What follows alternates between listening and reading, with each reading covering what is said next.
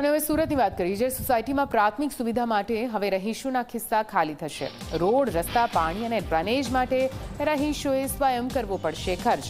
જે સોસાયટીના 10 વર્ષ ન થયા હોય તેમણે જાતે જ ખર્ચ કરવો પડશે। ગુજરાત સરકારે મહાનગરો માટે કર્યો છે આ નિર્ણય। રાજ્ય સરકારે સુરત કોર્પોરેશનને પત્ર લખીને જાણ કરી છે। પહેલા રાજ્ય સરકાર 70% ખર્ચ ઉપાડતી હતી। સોસાયટી બન્યાના થોડા વર્ષોમાં જાતભાતની સમસ્યાઓ ઊભી થાય છે, ત્યારે સોસાયટીના રહીશો સરકારી ગ્રાન્ટથી પ્રાથમિક સુવિધા મેળવતા હતા। વર્ષોથી ચાલી આવતા નિયમમાં ફેરફારથી આર્થિક ભારણ પણ વધશે। राज्य सरकारे नीति नियमों में फेरफार कर्यो छे। 10 वर्ष न थया होय तेवी सोसायटी ने प्राथमिक सुविधानो खर्च सोसायटी रहीशोने चूकववू पड़शे। अत्यार सुधी जोवा जाए तो राज्य सरकार 70% अने महानगरपालिका 30% आवो खर्च ड्रेनेज, स्ट्रीट लाइट अने पाणीनी सुविधा माटे खर्च करती हती। लोकोने मोटी राहत मळती हती, परंतु 10 वर्ष न थयो होय आवी सोसायटीना रहीशोने हवे जाते खर्च करवू पड़शे। सोसायटीना रहीशो छे, सीधा एमनी जोडेथी जाणीशुं शुं कहेशो जे रीतना नियमोमां फेरफार थयो छे। जे सरकार द्वारा राज्य सरकार द्वारा जे परिपत्र बहार करवामां आव्युं छे, जे 10 वर्ष जूना सोसायटीओ हशे एने सरकार द्वारा drainage line, street line, gutter लाइननी जे बी सुविधा छे ए आपवामां आवशे। अत्यारे अमे 5 वर्षथी अहींया रह्या छे अने 5 वर्षथी अमे वेरा बी भरी रह्या छे। वेराने अंदर street light, gutter line, SMC पानी लाइन, बधी लाइनोने अमे स्टे पे करी रह्या छे, पर केवी रीते अमे आ वस्तुथी वंचित रही छे आनो अमे सतत विरोध करशुं अने आ जे परिपत्र बहार पाडवामां आव्यो छे एने तात्काल केन्सल करवुं जोईए ने जे रहीशो छे जेटला बी नवा सोसायटीओ बने छे एमां बधाने आ वस्तुनी सहायता मळवुं जोईए। बिल्कुल थी फेरफार जो करियो छे एनो विरोध करवामां आवी रह्यो छे।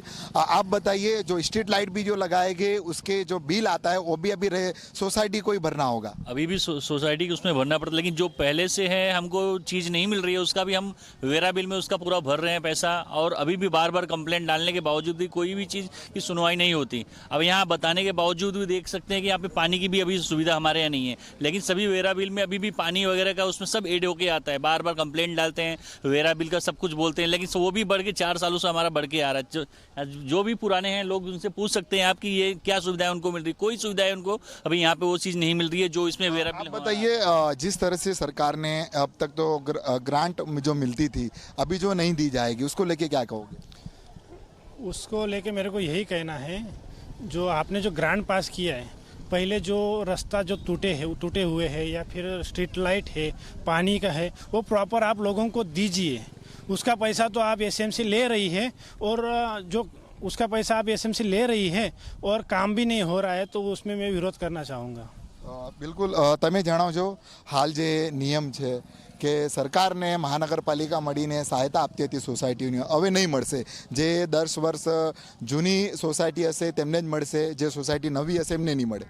ખરેખર આ અન્યાય છે એક પ્રકારના, કેમ કે રાજ્ય સરકારે જે અત્યારે જે આ નવો નિયમ પાડ્યો છે તો આ ઘણા બધા જે સોસાયટી રહીશો છે એમના પર એક પ્રકારનો અન્યાય થશે।